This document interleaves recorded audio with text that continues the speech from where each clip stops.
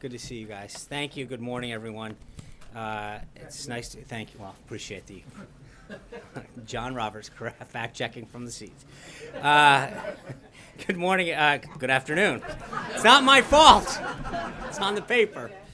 After receiving his daily intelligence briefing this morning, the president led a National Economic Council listening session with CEOs of small and community banks.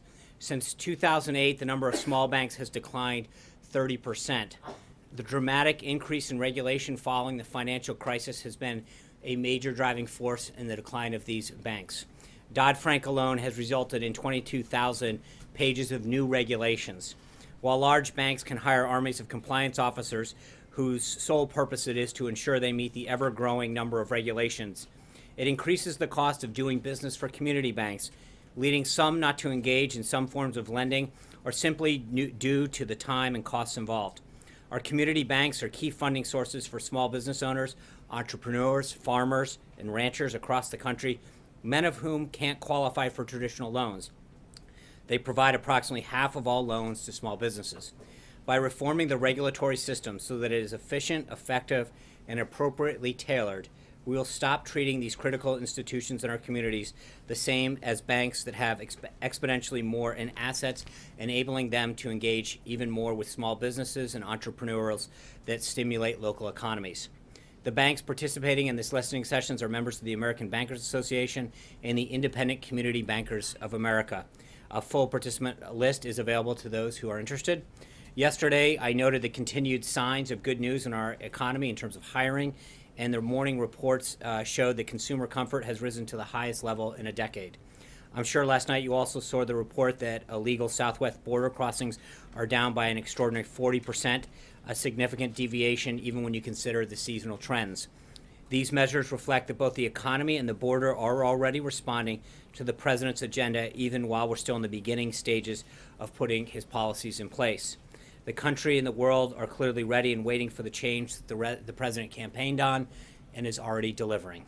Right now, the president is holding a legislative affairs lunch with OMB Director Mulvaney and key members of Congress on his plans for the federal budget and repeal and replace that we've talked about. This is just the latest opportunity to continue the dialogue between the president and members on Capitol Hill on turning his ambitious agenda into action. The strong relationship between president and congressional leaders will be key as the budget process moves along. As Director Mulvaney has been saying, our budget blueprint will be released in mid-March, and the president is working collaboratively with both his cabinet and Congress to create a budget that keeps the president's promises to secure the country and make the most efficient use of taxpayer money. In attendance at the meeting from Capitol Hill are Senator Crapo, the chairman of the Senate Banking Committee, Chairman Cochran, the Senate chairman of the Senate Appropriations Committee, Senator Mike Enzi, the chairman of the Senate Budget Committee, Senator Bob Corker of the Senate, the member of the Senate Budget Committee, Congresswoman Black, the chairman of the House Budget Committee, Congressman Thornberry, the chairman of the House Armed Services Committee, Congressman Jim Jordan of Ohio, Congressman Meadows of North Carolina, the chairman of the House Freedom Caucus, and Congressman Rokita of Indiana. Later this afternoon, the president will meet with former Secretary of Commerce Pete Peterson. Then the president has a meeting with Secretary of Homeland Security Kelly and the director of the CIA, Mike Pompeo. And finally, the president will make remarks to the Senate Youth Program around 4 o'clock today, a tradition that began with President Kennedy and has continued through every administration. The president's honored to be speaking to this distinguished group of young men and women who are interested in pursuing careers in public service. I also want to mention that right about now, the Vice President is giving the keynote remarks at the Latino Coalition's Policy Summit.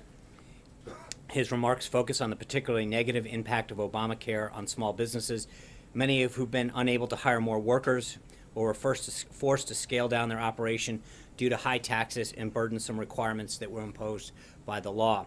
The President's dedicated to improving health care system for every American, including small business owners who've especially have had to suffer through complying with thousands of pages of regulations and rules. That's exactly why he's working with Congress to enact the American Health Care Act, which he was glad to wake up this morning and see approved by the House Ways and Means Committee. Also today, the president was pleased to see his ambassador to Israel, David Freeman, voted out of committee. We had hoped to see Seema Verma, who would be confirmed as the administrator this week as the administrator of Health Centers for Medicare and Medicaid Services at the Department of Health and Human Services. Unfortunately, Senate Democrats continue to unnecessarily delay her confirmation. At this critical time, while we're talking about health care, it's ironic that they refuse to consider someone with such amazing expertise in this area. Seema Verma has worked for over 20 years in healthcare policy. She has redesigned Medicaid programs in several states, including Indiana, Iowa, Ohio, and Kentucky. She's worked with governor's offices, state Medicaid agencies, state health departments, state departments of insurance, as well as private companies and foundations. She's unquestionably and uniquely qualified for her position, and especially now that health reform is at the top of the president's agenda, it's time to get her in place. This delay by Senate Democrats at this critical time is unacceptable. On a scheduling note for the weekend, the Vice President announced yesterday that he'll be in Louisville, Kentucky on Saturday with Governor Bevin. The Vice President's office will have further details for you on that trip as we get closer. Finally, I want to take a moment to acknowledge that today is the 10-year anniversary of the disappearance of former FBI agent Robert Levinson from Kish Island, Iran. The Trump administration remains unwavering in our commitment to locate Mr. Levinson and bring him home. The Levinson family has suffered far too long, and we will not rest until his case is resolved. And with that, I'll take your questions. Hallie Jackson. I got a couple of topics for you, if you don't mind. Of course. Julian Assange says the CIA has lost control of its entire cyber weapons arsenal. Does the president agree? I think, as we've commented before, there's grave concern that the president has about the release of national security and classified information that threatens and undermines our nation's security. Obviously, he believes that the systems at the CIA are outdated and need to be updated. We are not commenting on the current situation as is U.S. government policy, but I think the situation technology-wise at the CIA, the president's acknowledged, needs to be updated. The CIA put out a statement regarding the current situation. I would refer you to that. Two just follow-ups on that. Is he going to talk about that with Mike Pompeo today? He gets a daily briefing from the director, and I'm not privy to the contents of his discussion, but obviously issues of national security, including that, are probably something that gets discussed. And then some Republicans have said Julian Assange should be in prison. Does the president agree? I think the U.S. government's had a position on Julian Assange's position in the past, and I don't see anything that's changed that. He has compromised in the past and undermined our national security, and I think I'll leave it up to the Department of Justice to further comment on their disposition of him. John. The second topic was on healthcare. Second topic. Second two topics. So, interview, not a press. Get this one. The president tweeted just a little bit ago that he believes that healthcare is coming along great. We've also been watching Paul Ryan deliver a pretty lengthy PowerPoint presentation, seeming aimed at convincing Republicans to get on board this plan. Isn't that a sign that healthcare is not actually coming along great? I think anybody who's been in Washington for a few days or longer recognizes that any major piece of legislation takes a lot of explanation. The president's been very committed to talking to members of Congress. He had another meeting last night. Something as complicated as this that deals with 1/5 of our economy, and it was a major takeover of our healthcare system, isn't a simple thing. It's a major, complicated piece of legislation that's got three prongs to it, and this is the first one, the reconciliation piece that starts to chip away at finally repealing Obamacare. When they passed Obamacare, they rushed it so quick, they gave the then Secretary of Health and Human Services great authority to enact certain aspects of it. That would be our phase two, is having Secretary Price go through the pieces of Obamacare that he has been given the authority to, when they passed it, to help unwind a lot of the things they did. And then phase three is stuff that has to be done through other pieces of legislation that does stuff like allow people to sell insurance across state lines, that allows small businesses to pool. So there's a lot of facets to getting this pushed through. And I think that one of the things that we've been able to do quite effectively is talk to members, especially in the House, but the Vice President's been very active on both sides of the chambers, both chambers, to communicate how this is a comprehensive strategy in three prongs to repeal and replace it with something more effective. Will he, for example, roll back Medicaid expansion freezing until 2018? Look, Hallie, I think this is going through the process of it's working its way through Ways and Means. Today there's a markup in the House Energy and Commerce Committee, and I think that's where we're going to continue to see action in the House, and then when it goes to the Senate, the President will continue to engage very actively with the House and the Senate to get this done. Sean, what is... I didn't call. Sean, thank you, Sean. New York City First Lady Todayᴘʀᴇss said in a statement that Donald Trump should keep his hands off women's bodies, women's health care, and Planned Parenthood, which has done just fine without President Trump's advice. I wanted to know what the response from the White House was on this. Well, I mean, with respect to Planned Parenthood, specifically, the President's very clear that he's pro-life. We've worked with them to talk about making sure that there's a difference between taxpayer funding of abortion and women's health services. We have, and the President has committed to making sure that funds for women health community centers is going to be reflected by a substantial increase in his budget. He's committed to doing that. And he's trying to figure out a way to make sure that the focus of taxpayer money is spread towards community centers that provide vital health services to women, and that we're not using taxpayer funds for abortion. John Roberts. Just want to follow on Hallie and Which one? Then an unrelated topic, just so you're prepared. On health care, Senator Tom Cotton of Arkansas today sent out a series of tweets in which he basically said this is dead on arrival in the Senate. Go back to the drawing board, adding that it's absurd for the committees to be voting on something that hasn't even been scored yet. What does the President think of what Senator Cotton said today? Does he plan on having a conversation with him? Well, we're going to engage. He has talked to Senator Cotton. We'll continue to talk to any senator that has questions or concerns or ideas. It went through the Ways and Means Committee last night. I think they started at something like 10:15 yesterday morning. It is an 18-hour. I don't believe he's talked to Senator Cotton. He's meeting with members right now.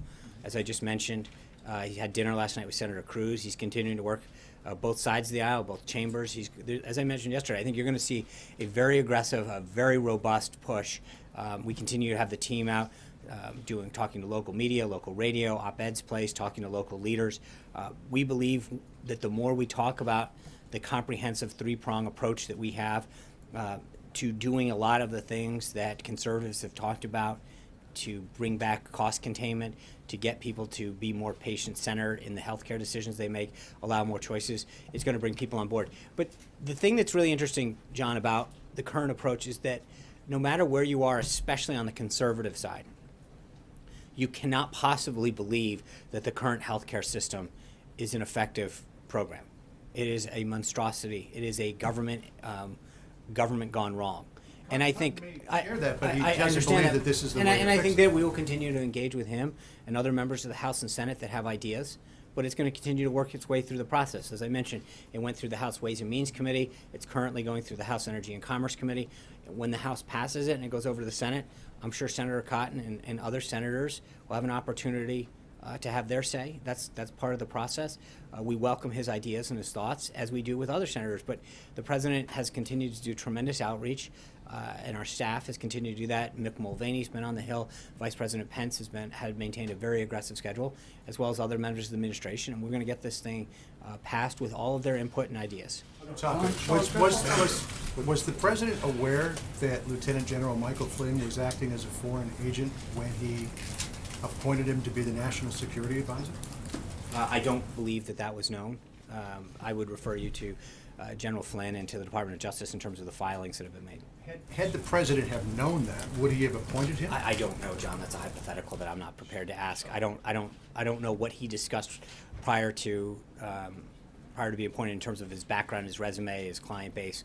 I don't know any of that. I know that from what I've read that he has filed the appropriate forms with the Department of Justice, and I think you should ask him and subsequently them if you have any questions about the specific filing. John Kilmeade. Just following up on Senator Cotton, he told me just a short while ago that he believes that this bill might actually make things worse than the current Obamacare. What do you say to Senator Cotton? Well, I respectfully disagree, and I think that I hope we have an opportunity for the team to continue to not only talk to him about what we're trying to do and how we're trying to do it, but that we'd love to hear his ideas. I mean, this isn't, as I mentioned the last couple of days, we're not jamming this down people's throat. We're welcoming ideas and thoughts. We think this is the vehicle to restore a patient-centered healthcare bill to drive down costs. And I think Senator Cotton clearly recognizes that the current version of healthcare that's out there right now is not sustainable. And so we welcome his input into this process. We think that the work that we've done prior to putting this together with the House is something that reflects a lot of the best ideas, and we would continue to welcome his input on this. Are you open to major changes? Hold on, Charlie. Are you open to major I'm not. changes? I'm not open to. Well, I is the think White the House president. open to major changes, or is it? I think the tweaks? president has said before he wants to hear members' ideas. He believes that this bill encompasses the best of ideas and the best way forward. But again, we're going to let the process work its will through the House and then subsequently through the Senate. And if members have ideas, we want to hear them, want them to be part of it. It's not. This isn't getting jammed through, and we welcome that. And that's why the president continues to meet with folks. You know, he met with individuals yesterday. He's continuing to meet with them today. He's going to be hitting the road. He wants to hear members of Congress, outside groups, physicians, healthcare providers, patients. But he wants people to have an input in this to make sure that we have the best possible bill that serves their needs, and that we don't look back like we do now with Obamacare and say, I wish we had done this right. We've got a system that frankly isn't working. And I think that no matter where you are on the political spectrum, you've got to admit that either you or a loved one or a friend or a colleague isn't getting the care they deserve or isn't paying what they thought they'd be paying. And I think we have to do this right so that we don't look back the way we do now and regret the way that it was done. Charlie.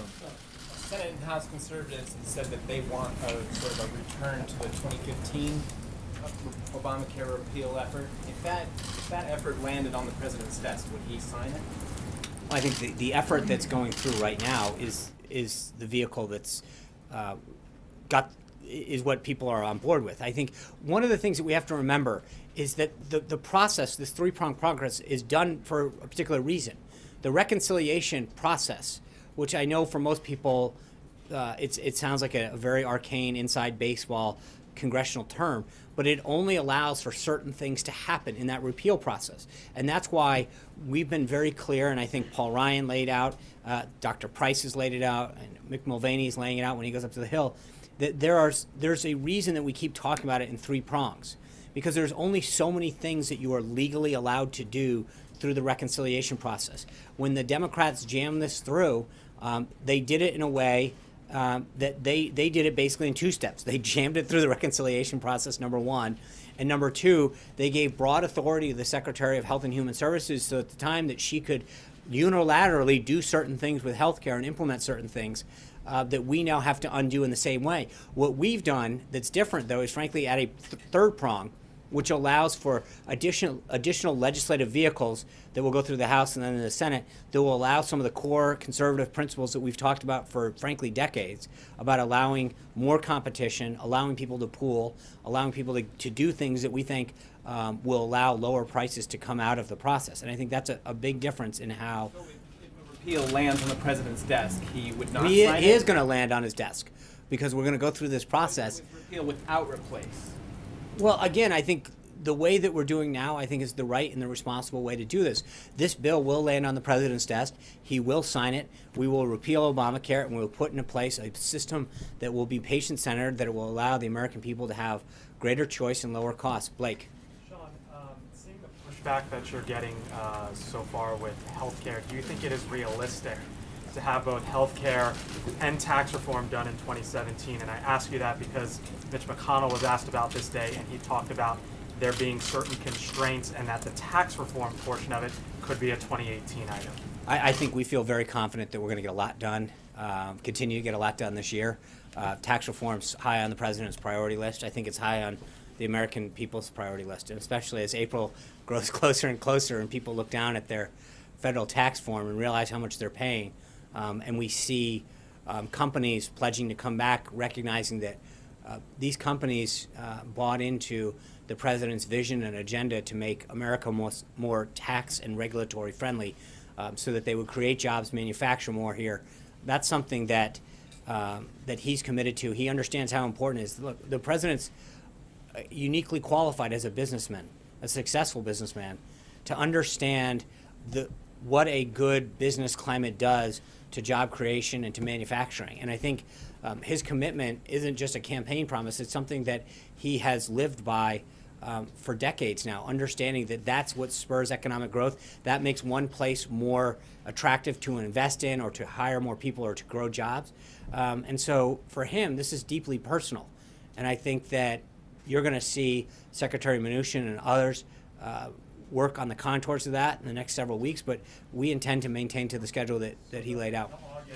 The August Yes. portion is still the timeline. That's right. Eamon? Thanks, John. On drug prices, Congressman Elijah Cummings was here yesterday. Yeah. He said that the president was enthusiastic about his bill to cut drug prices. Is the president enthusiastic about that? And if he is, how much pain should drug companies be prepared to take here in this effort? Ironic that you're talking about drug companies and pain. But maybe there's a pill for that. But yeah, I think the president, as you know, one of the reasons that he reached out to Elijah Cummings initially is because they share that. And I think, frankly, yesterday came to a lot of other areas where I think that they can find common ground and work on issues. And I know that drug prices is something that he understands near and dear, is helping many people get the care that they need, but the rising cost is something that is, so I think as we look at the vehicle in terms of the specific legislation, they share a commitment to it, and I think that there will be continued follow-ups, not just between Congressman Cummings but others, as to what the best piece of legislation is and how we get that home. Democrats said that they're going to drop this bill in 2 weeks. Is Okay. the president prepared to push a Well, Democrat I bill on think, Capitol yeah, Hill? I think that's a bigger conversation that we have to have, Eamon, with House leadership in terms of some, maybe it is that right vehicle. Maybe Speaker Ryan and Leader McCarthy and Chairman Brady have other ways to achieve the same goal or work with Congressman Cummings. I don't want to be prescriptive to the House as to how they work their will, but I know that the president has a commitment to that topic, and then he wants to work with Congressman Cummings and others who share that same commitment. John Gizzi. Thanks a lot, Sean. John Gizzi. Gizzy. You're both good looking, Johns, but I'll come back. Thank you, Sean. 2 questions. And first, a Japanese news service is reporting this morning that the president will have a meeting with President Xi Jinping of China in April. Does this mean that there is a new meeting before their scheduled meeting at the G20 in July? I'm not going to comment on the president's schedule or foreign leader visits at this time, John. I think I've pretty much gotten that one down. Until I have something further for you, I'm just going to let you get on to your next question. All right, thank you. Going back to the meeting and to your opening statement about the banks, in the last campaign, candidate Trump campaigned hard on restoring the Glass-Steagall Act, which would put a barrier between commercial and major investment banks. It, of course, was repealed in 1999, and the repeal signed by President Clinton. Senator Sanders campaigned on this as well, noted that it was in the Republican platform in Cleveland, and said in December he'd be happy to work with the Trump administration on restoring Glass-Steagall. Is there any plans for the president to meet with Senator Sanders, and is repeal of Glass-Steagall on his agenda? There's no current schedule to meet with him. I'm sure that, as he has done with several other members of Congress from both sides of the aisle, that at some point that will be scheduled. We don't have anything on the books for now, but look, he's shown, and I think yesterday was another example, today another example of his willingness to reach across the aisle, his willingness to look into both chambers and and not just business, but labor unions and other industries where we can find common ground. And I think if Senator Sanders and others want to work with the White House on areas of ways that we can improve the financial industry, we're going to do that. So, Still committed to restoring Glass-Steagall? yes. Aaron. On infrastructure, can you give a sense of timing, where it is on the priority list, and if these new reports that say that the infrastructure in the nation is in really bad shape, does that give it new urgency? I think the president mentioned it in the joint address. I think we're looking at a public-private partnership as a funding mechanism. There's a lot of work being done behind the scenes, and I don't want to put a timeline on that. Obviously, as I just mentioned to Blake, we're currently dealing with the repeal and replace of health care. I think we need to move on to tax reform, but that is definitely somewhere that we're trying to figure out how to move that vehicle. There'll be further discussion of that as we get closer to the budget as far as where that fits in to the piece. John Decker. Thanks a lot, Sean. The president had this meeting last evening here at the White House with some conservative groups. Yeah. Out of that meeting, can you tell us whether the president was successful in twisting arms, getting these conservative groups to back this particular health care bill. And just separately, I see on the president's campaign website that there is an event, a campaign-style rally planned in Nashville, Tennessee for next week. Can you confirm that, and why did you choose Nashville, Tennessee? There's a Democratic congressman that represents Nashville. It's Jim Cooper. Are you hoping to get some Democrats behind this bill? So on the first part of that, you saw a lot of the statements that came out last night from some of the various groups. They were very encouraging. Their guiding principle is we want to get to yes. I think one of the things that's really interesting, and I addressed it earlier, is that there's a lot of members, a lot of interested parties, a lot of groups that haven't fully heard the three-prong approach. And I think Speaker Ryan did a phenomenal job today of really laying this out. Dr. Price has done a good job.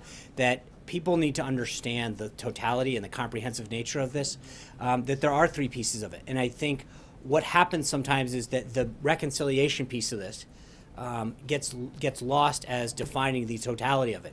And people need to understand the two other pieces that achieve many goals that healthcare advocates and conservatives have fought for a long time, that allow greater competition, that allow small businesses to pool those resources together.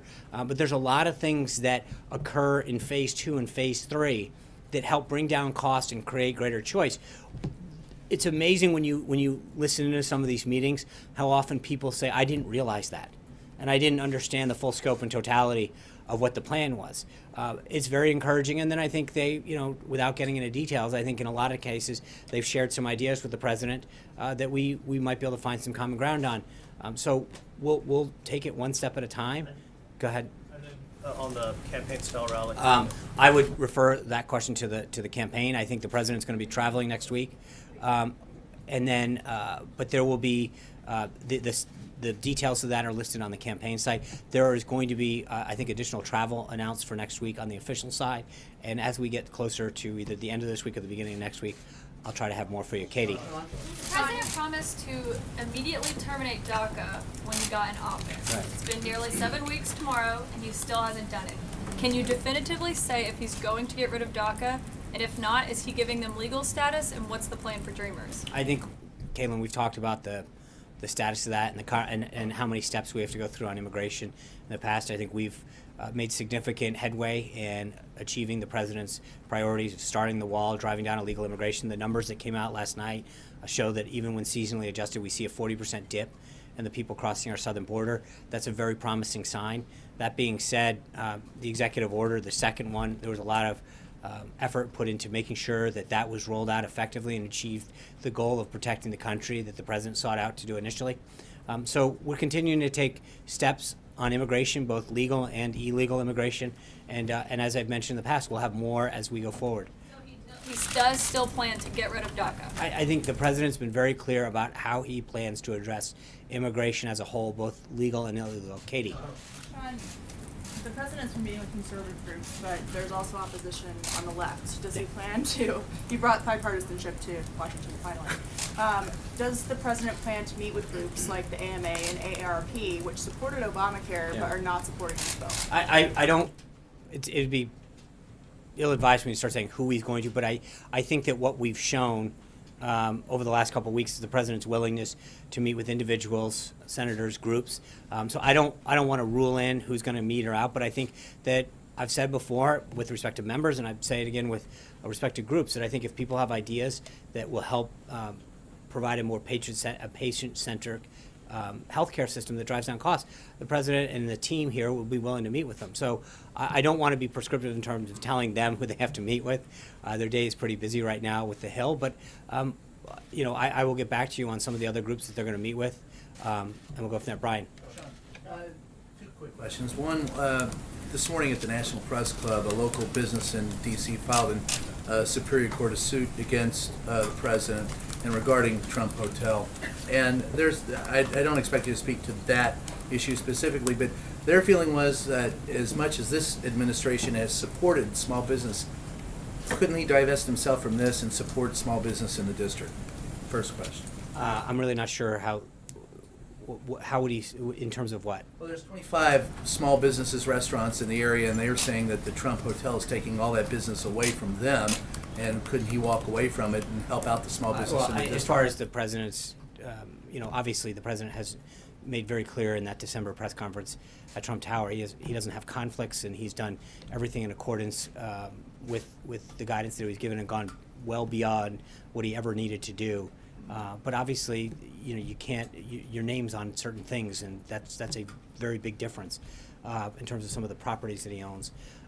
But he understands the importance of small business. That's why we were meeting with community banks this morning to talk about the lending that they need, whether it's small business, entrepreneurs, farmers, ranchers throughout the country. He understands the role of small business in our economy, and how many jobs they provide, and I think he's been a champion of it. April. Second question was, in his speech before Congress last week, he said it's not too much to dream that at some point in time, and I'm paraphrasing, RFP could be on foreign soil, I'm guessing other planets. With the NASA budget being released yesterday, I believe, is there a major initiative by this administration for space exploration, or is that we're just talking dreams? Yeah, I'm going to let Director Mulvaney get into the details of the budget next week, or whenever that. I'm trying to remember the calendar here. But when the director comes out, he'll talk about the specific funding levels. As you know, we're in the middle of this we call pass-back provision, where we've sent them some top-line numbers. They're sending us back their recommendations and their observations and edits and questions with respect to their budget. So we're going to take this one step at a time. I mean, when he said... No, he's obviously, he's very keen on America's role in space, and I don't want to get into specific budget priorities or numbers until we're ready to release them. So, John, I'm sorry, April. Remember that. It's very important. I know, I saw the hands Yes. right away. So Sean, just really fast, following up on John, we're seeing the campaign information for next week in Nashville. You said something about talking to the campaign. Who's the campaign? I'll try to help get you a name. But there is a campaign infrastructure still in place.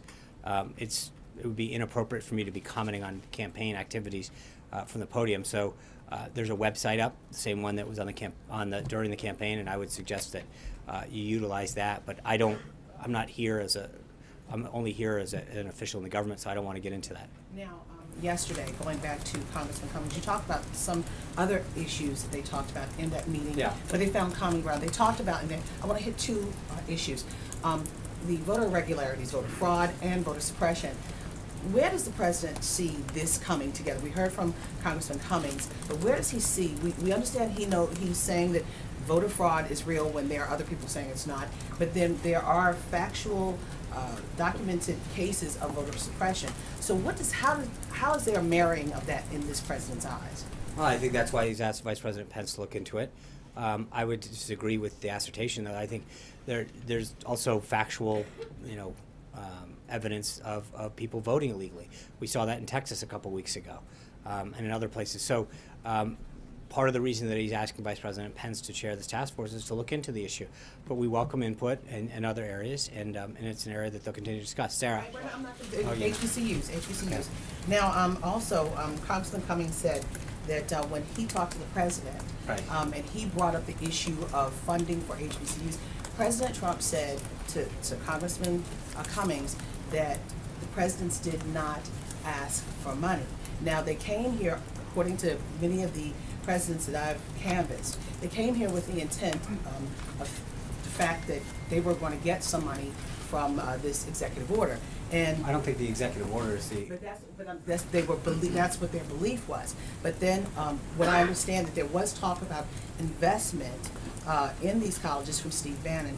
One president wrote this down saying that we are looking for a plan from you to invest in HBCUs, and we will execute it when we get it. So, and they're looking for full funding for Title III, Pell Grant full funding, fall, spring, and summer, as well as a one-time $25 billion investment. What does this White House think about this plan that they're trying to give back to this White House, especially at a time when you're looking at cutting domestic spending? Well, I think when they were here, we were pleased to roll out the executive order that talked about making historically black colleges and universities a priority in this administration, moving that sort of point person into the White House, so that we could coordinate a whole of government opportunities for whole. We talked about this, looking at the different educational opportunities that span government. Whether it's health or investment in sciences, or even stuff like ROTC and NROTC programs that are some of these that span out of the Department of Defense. But we've got to look at how we're providing government assistance in a whole host of ways to historically black colleges and universities. I think the issue of funding will be properly addressed in the budget.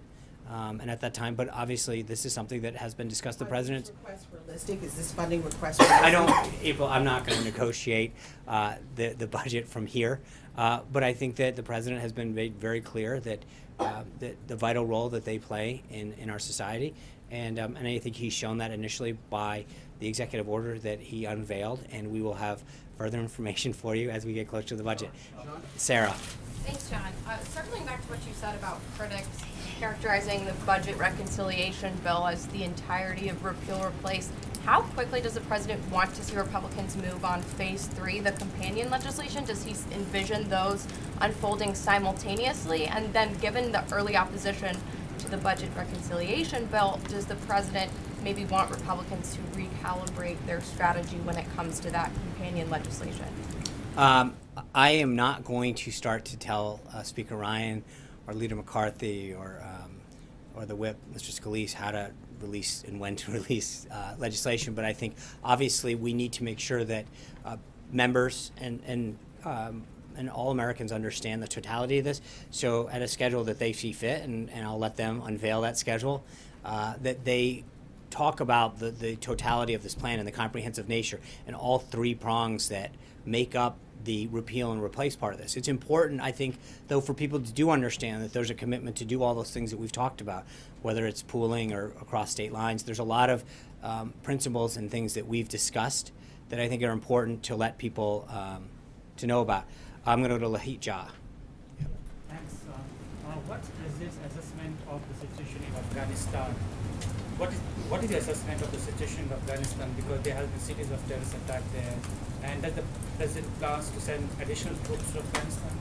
So on troops, I refer you to the Department of Defense on that one. I think we are in the middle of a comprehensive review on our policy in Afghanistan, that working with our Afghan partners and the Department of Defense and our key military leaders to create an approach to address Afghanistan, to defeat ISIS. So we're in the middle of that process, and we have more. We'll update you, but I think the Department of Defense is probably the best place to go to get that. Trey. Thanks, Sean. Today, hundreds of U.S. Marines were deployed to Syria. So I'm wondering, how involved was the president in that decision-making process, and is this part of his wider anti-ISIS strategy? Obviously, the president was made aware of that. This is something that was done in consultation. He understands the regional issues that need to be addressed there. And again, I would refer you back to the Department of Defense on that. Vivian, yeah. Sean, thank you. I have a follow-up question to Haley's first set of questions on WikiLeaks. My question is, Haley gets like 8 questions in that. The Republicans are calling for Julian Assange to, be in jail or be arrested. Mm-hmm. What about the tech companies that he says that he will work with to give them these CIA hacking techniques? Should there be any legal repercussions for tech companies willing to sort of embrace and use this technology that you're taking a stance against, if you will? So, number one, I'll go back to the statement that we don't comment on validating or authenticating allegations of this sort as a U.S. government in terms of U.S. government policy. I will say that, the president obviously feels deeply concerned about anybody, an individual or anybody that seeks to undermine the national security of our country. I don't want to, stay within my purview here, but I do think that I would check with the Department of Justice in particular about if a program or a piece of information is classified, it remains classified regardless of whether or not it is released into the public venue or not. And so I would just suggest that someone consult with them regarding the legal repercussions of any individual or entity using any piece of still classified information or technique or product that hasn't been declassified. There's a reason that we have classification levels, and that's to protect our country and our people, and that's something that we have to maintain regardless of how it's let out. Zeke. Two questions for you. One, back to General Flynn. How concerning is it to the President and to the White House that a registered foreign agent was selected to become was the National Security Advisor for a brief period of time? Look, I think this is what he did for a living. I mean, he talked to, and as the President said in the press conference, talking to individuals that are within the realm of the duties you're going to perform is part of your job. I understand that, but he was being compensated. He wasn't being compensated as part of the transition, as far as I'm aware. And so he was a private citizen at the time. And when you're a private citizen, you're allowed to engage in legal activities. I don't have anything further on that, but I think there's nothing nefarious about doing anything that's legal as long as the proper paperwork and is filed. Sean, just real quick, it was just several reports out of the State Department from our colleagues there that on Secretary Tillerson's upcoming trip to Asia, he will not be taking any press with him on that trip. That's a breach of precedent, certainly, of the last several bipartisan administrations. Is it concerning to the White House that the administration's foreign policy might not be effectively communicated to the American public and around the world because there isn't a press corps with the Secretary of State? Yeah, this is the first I'm learning of it. I'd be glad to follow up with Zeke. I don't know that. I think you all know that we have been a very transparent administration in terms of access to the President and his activities here.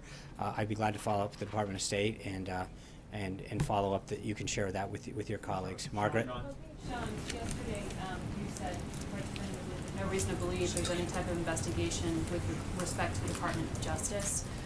Did the Justice Department give you that assurance? Because they're telling the New York Times they did not. I'm not aware of it, but that's my point, is that we're not aware of anything, and that's why. You've never been told by the Justice Department that there is no investigation. No. So there might be one. You just don't know. No, I said, you're right. I said I'm not aware, and we're not aware, and that's why we want the House and the Senate to do what the President has asked of them to look into this. But no, we're not aware. To discover if there is an investigation. No, we're to look into the situation.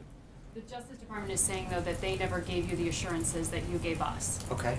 No. What the assurance I gave you, Margaret, was that I'm not aware, and that is 100% accurate. So when you said no reason to believe, it was I'm not aware That's if right. there's an investigation. Right. I mean, I don't know that they're not interchangeable. I'm not aware. I don't believe. Could look up in a thesaurus and find some other ways, but I don't know that there's a distinction there that's noteworthy. But we're not aware. I don't believe that exists, and that's based on that I've not been aware of. I mean, but that's the answer to that. When someone's asking me if I'm made aware of something and the answer is no, then the answer is no. But the question was whether he was the target of a counterintelligence Right, and the answer probe. is we're not aware. I don't know how much clearer we can be on this. So it's just that the White House is not aware if the President is the target of a counterintelligence probe. Correct. I'm not. Yeah, I'm not sure what we're dancing around the same question. Well, because I think yesterday when you came out and corrected and clarified, people took that as a definitive answer that in fact that was no, not it the means case we're that not you aware. said. I don't just. That should be the definitive answer, Vivian. Sean? Thank you. I have two questions, but a really quick follow-up to Zeke's. So can you So that's elaborate? 2.5. So can you elaborate a little bit on to what extent Michael Flynn was involved in shaping the current Turkey policy for President Trump? I mean, was he engaging with the Turkish leaders? And I don't have anything on that. Okay. You can contact the NSC on that. I'm not aware. Okay, so for my two real questions. First, is there any official response to the lawsuit in Hawaii over the revised travel ban? I think we feel very comfortable that the executive order that was crafted is consistent, and we're going to go forward on this. But I think, by all means, I don't want to. We feel very confident with how that was crafted and the input that was given. Okay, thank you. And the second thing is Nigel Farage was at the Ecuadorian embassy in London today, where Julian Assange happens to be staying. We don't know if they met or not, but was he there? I mean, he's a close ally of President Trump. Was he there in any official capacity? I don't keep his was schedule. Was he delivering a message? Do you know if there was contact no idea. on that? No, I have my own concerns here, keeping track of what everyone's doing. I generally don't worry about what's going on across the pond. Jonathan. Thank you. You already gave me one, but just to follow. So, but do you? I'll take his. Wow. All right. I'm sorry. But on front, the question is not what Farage was in there, but can you tell us he just wasn't there on behalf of the White House? Sure. I don't. He is not. I'm not. This is silly. I really don't think asking where random foreign leaders are and whether or not they're there. I'm sure he was there doing whatever on behalf of either the British. He's a member of. Okay, I understand that, but I'm not. I don't keep his schedule. I'm not sure. Julie. Thank you, Sean. Two questions on two different topics. First, Treasury Secretary Steve Mnuchin sent a letter to Congress saying that Congress should raise the debt ceiling. We know that the Office of Management Budget Director, Mick Mulvaney, when he was in Congress, he voted against raising the debt ceiling multiple times. So is Mulvaney going to support the raising of the debt ceiling, and does the President support that, and is he going to push Congress to do that? I think we've got a few months to do that. I think the Secretary was making Congress very much aware. We've now been in the White House 6 weeks. We're approaching the 50th day here of this administration. I think we are trying to deal with the situation at hand. Part of the reason that the President has addressed a budget the way he has is to try to get our nation's debt deficit and budget in order. I think he's continuing to show a tremendous respect for taxpayer money, the way we spend money and bring it down. But obviously, there's certain things that are a little beyond our control when we walked into this building, and we're going to work with Secretary Mnuchin and Director Mulvaney to address this issue, and obviously work with Congress. Second question on another cabinet secretary. Scott Pruitt said today that carbon dioxide was not the primary contributor to global warming. That obviously is at odds with the global scientific consensus.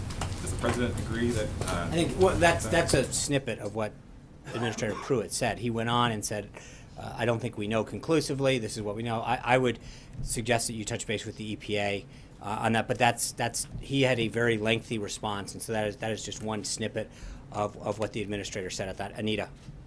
Two things. One, I think you mentioned at the top, but I'm not sure, that apprehensions were down across the border.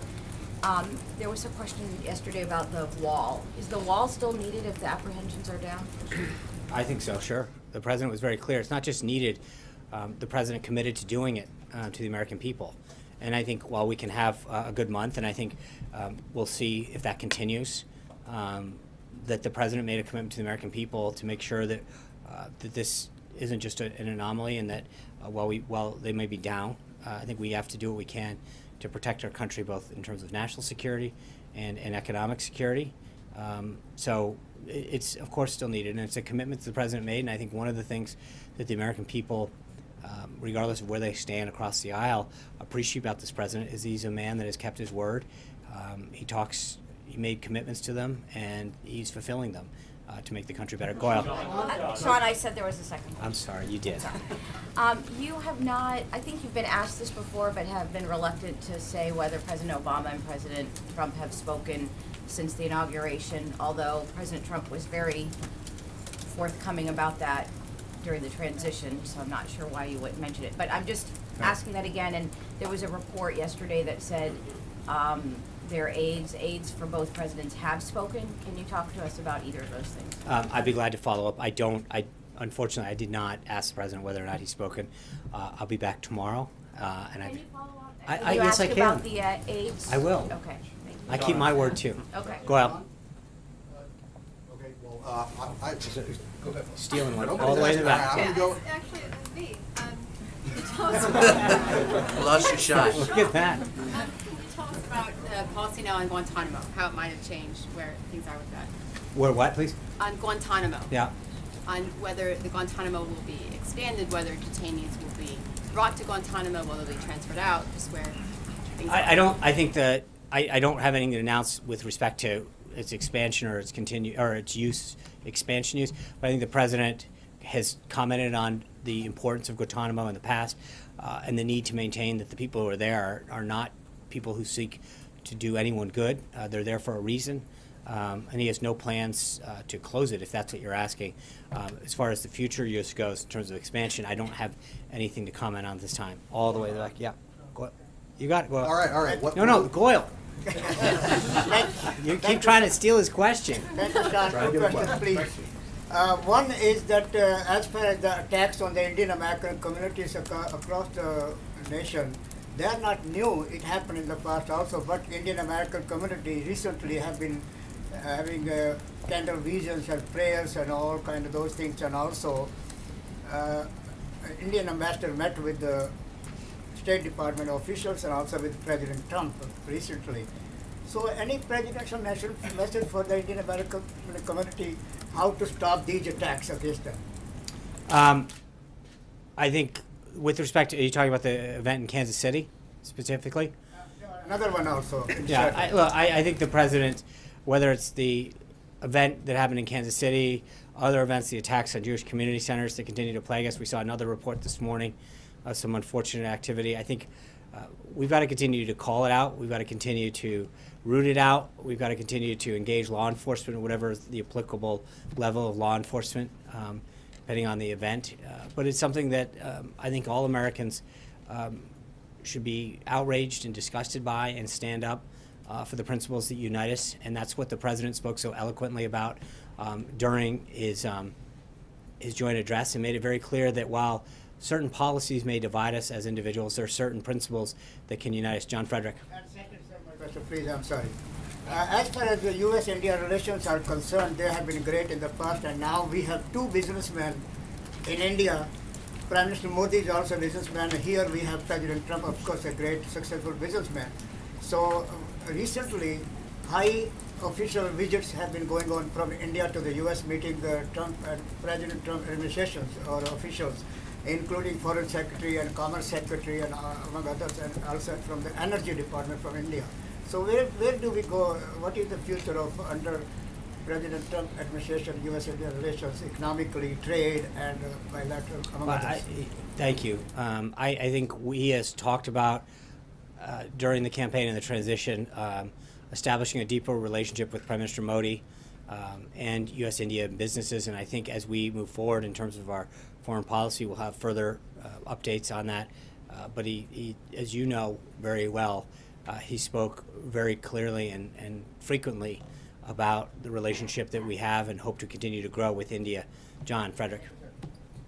Sean, thank you. During the campaign, President Trump was not shy about his desire to get the United States out of these Middle Eastern wars. Yet, as a question earlier, we just sent 250 Marines into Syria.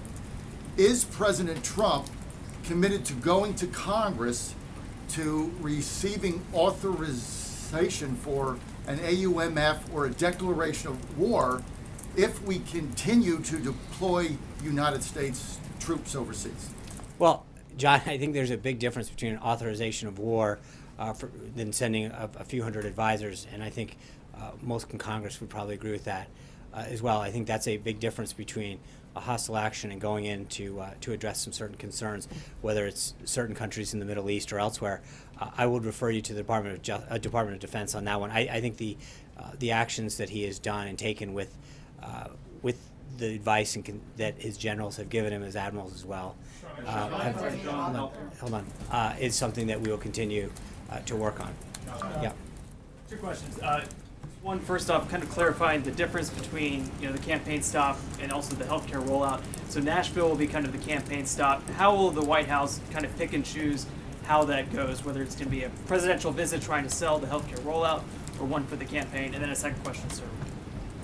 Well, I mean, I think the campaign will make decisions with respect to how they want to spend their money and where they want to go. And the official part, the White House, will do the same. But I think that's something that every president back as far as modern history has done as well. The president will be visiting several cities over the next coming weeks to engage the American people on the need to repeal and replace